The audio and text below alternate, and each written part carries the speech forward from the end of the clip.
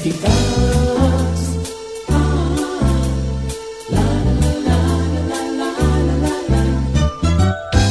Bienvenido y bienvenida a una nueva clase de su Instituto Bíblico del Aire. Los primeros versos de Juan capítulo 17 enfatizan, en palabras de Jesús, el término gloria. ¿Ha pensado usted en lo que esa palabra significa? En el estudio de hoy recibiremos una maravillosa explicación del verdadero significado y sentido que esa palabra tuvo para Jesús y el que debe tener para nuestras propias vidas.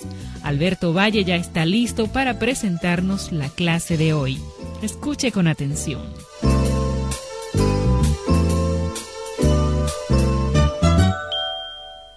Saludos, amigo y amiga de su Instituto Bíblico del Aire.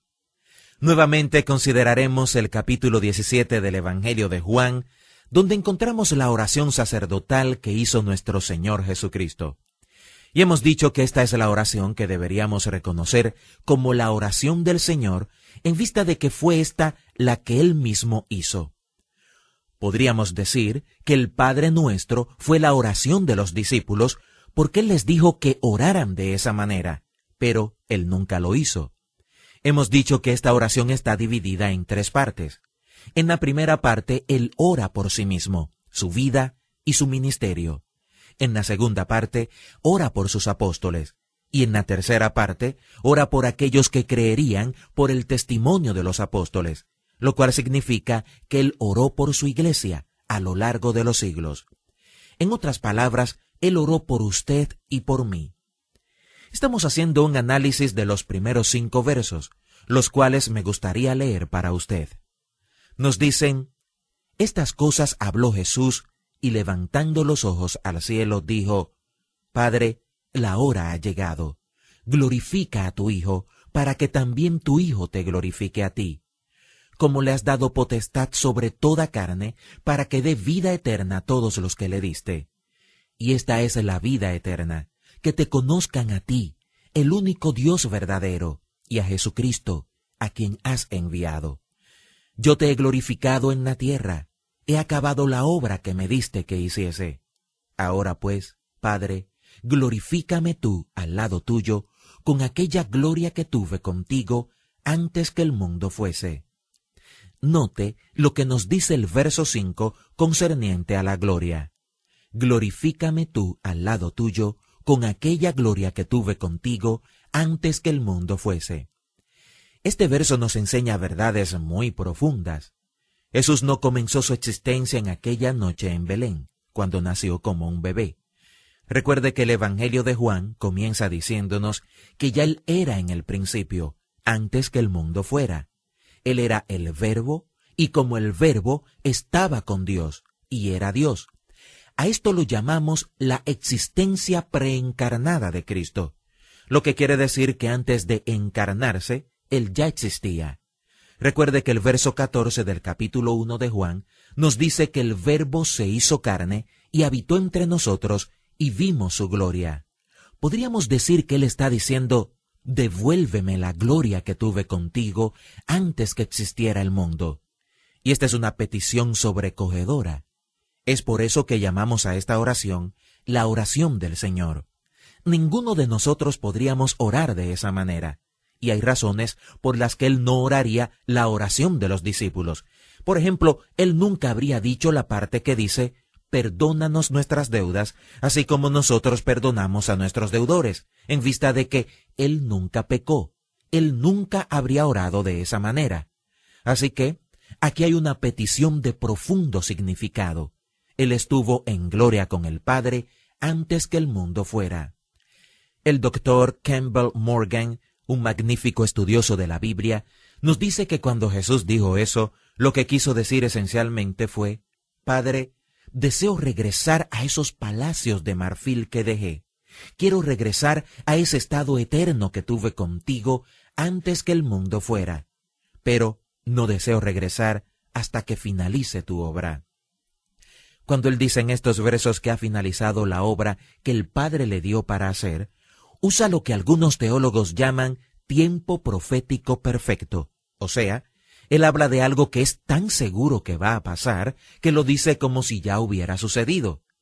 En esta oración, él dice que no está en el mundo, aunque sabemos que en ese momento sí lo estaba. Pero él sabe que va a irse de este mundo y que va a regresar al Padre. Así que él dice que ha concluido la obra antes de que la obra haya sido finalizada. Pero es seguro que va a ser finalizada. Y a la luz del hecho de que la obra va a ser finalizada por medio de la cruz, por supuesto, dice que desea regresar a aquel estado de gloria que tuvo con el Padre antes que el mundo existiera.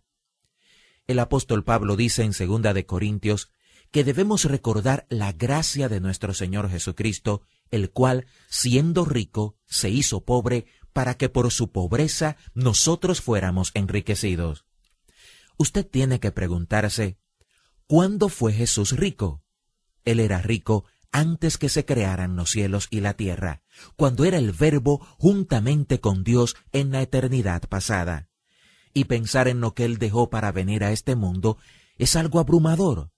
El Evangelio de Juan es, sin dudas, uno de los evangelios más fascinantes del Nuevo Testamento por muchas razones. Una de ellas es el concepto que Juan nos revela de la palabra gloria. Juan usa muchas palabras y esta es una de sus favoritas. La usa 41 veces en este evangelio. Usted podría pensar que Juan, quien estaba fascinado con esta palabra, nos debería haber dicho, como lo hicieron los otros evangelistas, sobre la transfiguración de Jesús. ¿Recuerda usted cuando Jesús se transfiguró? Él llevó a Pedro, Juan y Jacobo hasta lo alto de un monte y allí se transfiguró. Sufrió una metamorfosis. Toda su presencia fue convertida en una presencia glorificada. Y su brillo era más blanco que cualquier otra cosa sobre la tierra. Él fue glorificado en la presencia de estos discípulos. Y podríamos pensar que Juan, tan interesado en lo que es la gloria, sería uno de los evangelistas que nos hablaría de la transfiguración. Pero no lo hace. Una respuesta al porqué de esto la encontramos en lo que dijo un estudioso. El concepto de la gloria que Juan tenía, en el sentido de que Jesús trajo la gloria del Padre aquí a la tierra, no era el concepto de gloria que pensamos a menudo. Esto es un asunto práctico. Es lo que este estudioso denomina una gloria humilde. Juan nos dice que este Verbo se hizo carne y habitó entre nosotros y vimos su gloria. ¿Qué significa que la gente vio la gloria del Verbo hecho carne? Este estudioso de las Escrituras nos dice, lo que ellos vieron fue a un carpintero usando un martillo, un cincel y un serrucho. Pero, ¿qué hay de glorioso en eso? Eso no es más que lo ordinario de cada día, y fue lo mismo con la vida de Jesucristo. Podemos entresacar algunos momentos gloriosos, pero en la mayoría de los eventos de su vida no podríamos llamar a su vida algo glorioso en el sentido que muchos de nosotros entendemos. Después de todo, ¿qué hizo él de especial? Les predicó a algunas personas en una provincia apartada de un antiguo y desvanecido imperio. Aún allí, él no estuvo usualmente en la capital, el centro de los eventos importantes. Enseñó a algunas personas, reunió a unos cuantos discípulos, hizo un número indeterminado de milagros, se agenció un gran número de enemigos, fue traicionado por uno de sus seguidores cercanos, negado por otro, abandonado por todos ellos, y entonces murió en la cruz. ¿Qué hay de glorioso en eso? Lo que Juan nos dice es que la gloria real no se encuentra en lo pomposo y circunstancial, en un show. Eso es solo brillo. La gloria real es diferente. La gloria real se ve en el servicio humilde. Cuando algo tiene que ser hecho y un personaje tan grandioso que no tiene necesidad de hacerlo, deja su lugar de exaltación y hace esa labor baja, es a eso a lo que Juan llama gloria. Y añade este estudioso, ese es el tipo de gloria que el cuarto evangelio describe. Es esa la gloria que vemos en cada página. Al principio, Juan no nos deja dudas acerca de la grandeza del Señor. Él era el Verbo en el principio, y Él era Dios. Y fue ese Verbo supremo quien habitó con nosotros en la tierra en bajeza de condición. Cuando la gente necesitaba ayuda, Él se la daba. Cuando estaban enfermos, los sanaba. Donde había ignorantes, los enseñaba. Donde había hambrientos, los alimentaba. Todo el tiempo Él buscó a los necesitados. Él no estaba en los palacios de los reyes y gobernadores, ni en los lugares altos de esta tierra. Se podría decir que la gente que se encontraba en esos lugares no sentía necesidad de Él. Toda su vida Él estuvo entre gente de Dios sencilla, que de alguna u otra manera sentían necesidad de Él. Y donde fuera que hubiera necesidad, Él estaba ahí sirviendo. Eso vino a ser, y en la opinión de Juan, esa es la verdadera gloria. Este es un concepto maravilloso de esta palabra, acerca de la cual leemos en los primeros versos del Evangelio de Juan. El Verbo se hizo carne, de manera que vieran su gloria. Y es interesante el tipo de gloria que ellos vieron. Este estudioso finaliza diciendo: ¿ve usted por qué debió haber sido difícil para Juan incluir el relato de la transfiguración? No quiero decir que no pudo haber sido, pero en este evangelio debió ser difícil. Hubiera representado un intento de concentrar en un incidente la gloria que Jesús vino a dar a conocer a través de su vida. Nos hubiera dado una imagen de gloria en el sentido de majestad y esplendor.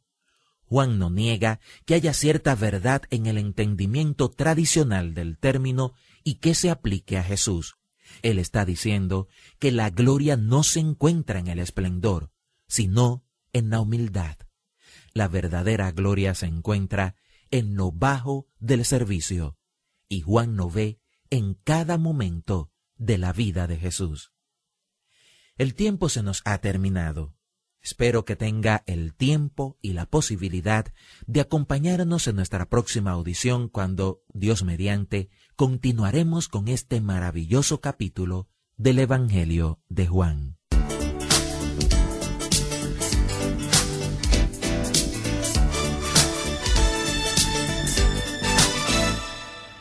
Así finaliza otra importante clase del Instituto Bíblico del Aire. El IVA le ofrece gratuitamente a vuelta de correos notas impresas de esta serie sobre el Evangelio según San Juan. También nos gustaría saber cómo estos estudios son de utilidad para usted. Escríbanos al Instituto Bíblico del Aire, P.O. Box 2805, Miami, Florida 33265, Estados Unidos, o al correo electrónico iba@transmundial.org. Hasta nuestra próxima clase.